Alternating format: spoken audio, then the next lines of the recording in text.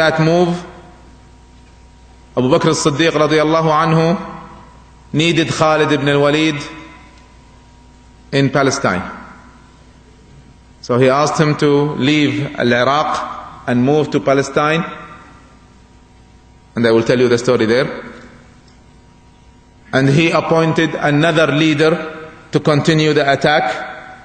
This one is Khal al-Nabi sallallahu alaihi wasallam.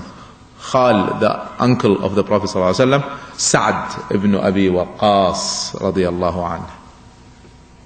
So he continued the attack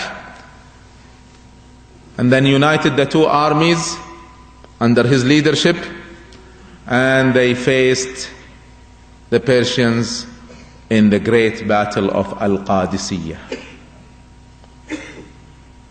Al-Qadisiyah, one of the greatest battles of Islam, in the year 15th of Hijrah, broke the back of the Persians. 3 years it took for the empire to collapse. An empire that was built in more than 2,000 years collapsed in less than 3 years. Why?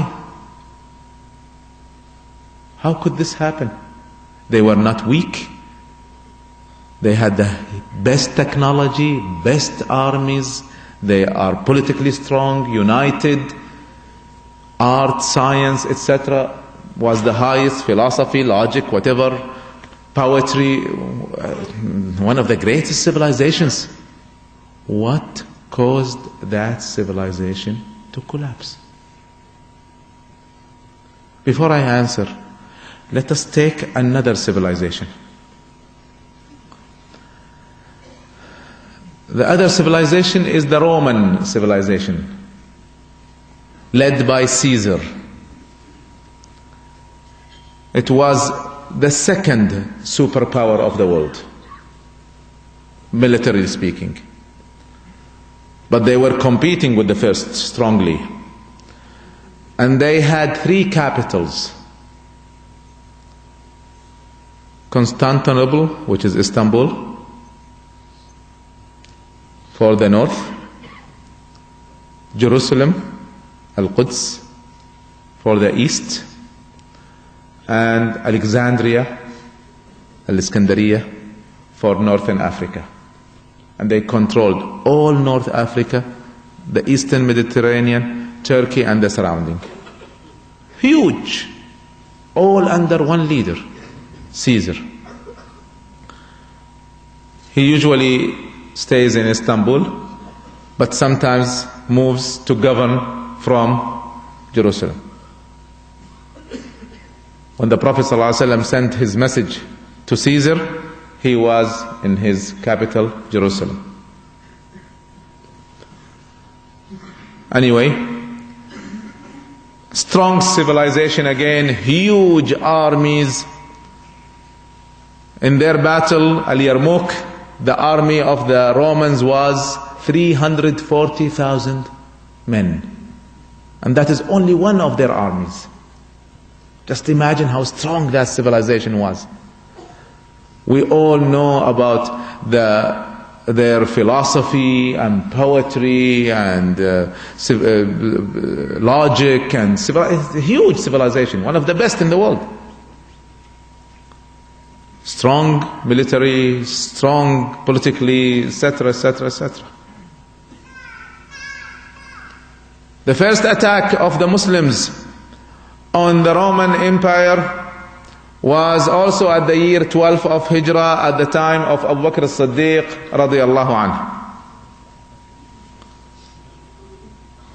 He sent 4 armies moving in the area. Amr ibn al-As to Palestine and Jordan. Ziyad ibn Abi to Syria. Sharahbil ibn Hasana to Palestine and Lebanon. Muawiyah ibn Abi Sufyan to the northern Palestine and the rest of Syria. Abu Ubaidah, Amr ibn al-Jarrah. So these four are the leaders of these four armies. So they started to move. Caesar, when he heard that the armies are coming, he immediately left Jerusalem to Damascus. When the armies approached even more, he left Damascus to Istanbul. And he was aware of this new power. He knew that this, by the way, all the four armies, the number of men in the four armies was 34,000. While one of the Roman armies was 340. But Caesar was very clever. When he left Syria, he said, "Goodbye, Syria, forever." He knew. So they moved, and they started to conquer the area, Palestine and the surrounding. Caesar decided to send his strongest army, so he sent 340,000. Now each of these Muslim armies was 8,000, 10,000. So Abu Ubaidah radiallahu anhu called upon the four armies to collect together. And they gathered and they stayed as four armies, but in one area. Umar ibn al-Khattab, Abu Bakr as-Siddiq radiallahu anhu, when he heard about the huge army coming, he knew that this was a huge danger. Muslims have never faced an army this size before. So he immediately sent for Khalid ibn al-Walid to leave Iraq and move to Palestine. Khalid ibn al-Walid, in a miraculous trip, reached Palestine in the area of Al-Yarmouk, and there he found the four armies separated, with each has its own leader. He said, "You cannot fight this way. You must be united under one leadership." But because he was afraid that they might fight over who would be the leader of this great battle, like Muslims fight all over, they want to be leaders, they want to be imams, they want to be presidents of organizations, etc. Unfortunately. So he took that into account and he said, "Let us unite, and each day one of us will be the leader." So they said yes.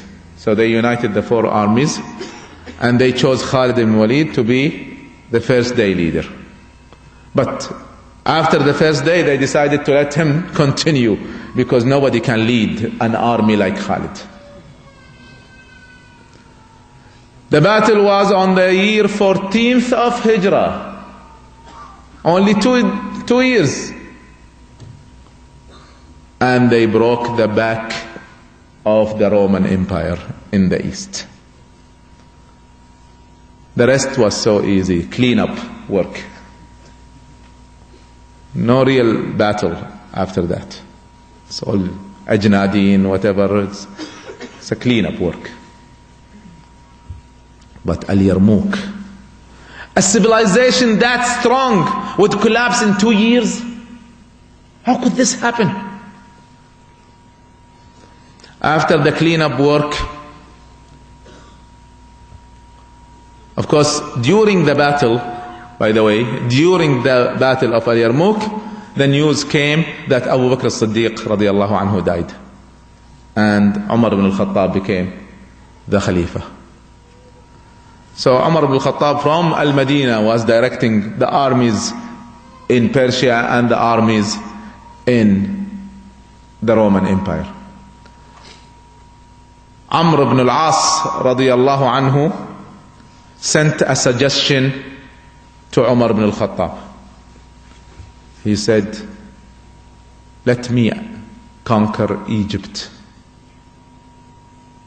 Umar was hesitant. He said,